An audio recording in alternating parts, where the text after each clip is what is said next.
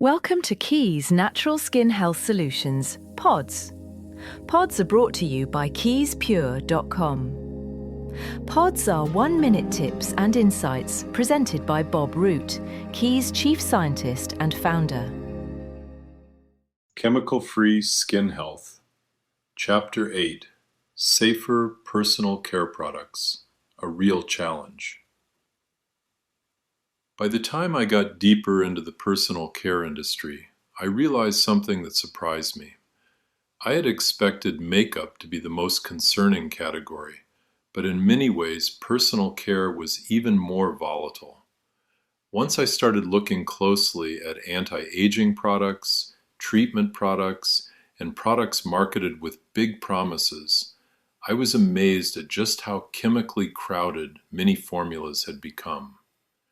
What struck me most was not just the number of ingredients, but the underlying mindset.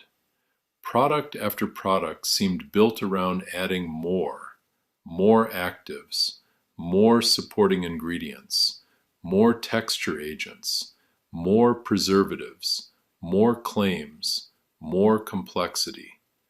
And I kept asking myself a simple question: is all of this really necessary? I don't believe complexity automatically equals effectiveness. In fact, I often suspect the opposite. Simple products, carefully designed, can do extraordinary things. Especially for sensitive skin, overloaded formulas can become their own problem. I also saw a deep tension between performance and safety. Many people want products that are safe, but they also want them to perform beautifully. I understand that. In places like Hollywood, appearance is currency. People want products that protect the skin and still look incredible on camera and in life.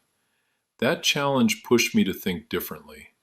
I never believed that safety had to mean dull, weak, or ineffective.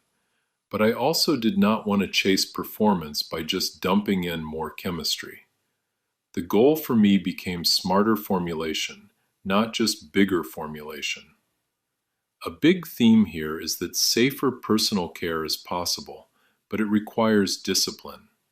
It requires saying no to unnecessary additions. It requires understanding what each ingredient is doing. It requires protecting microbiological safety without casually destroying skin balance.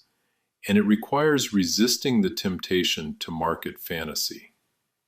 When I look at the future of personal care, I want products that respect the skin, solve real problems, and don't create new ones in the process.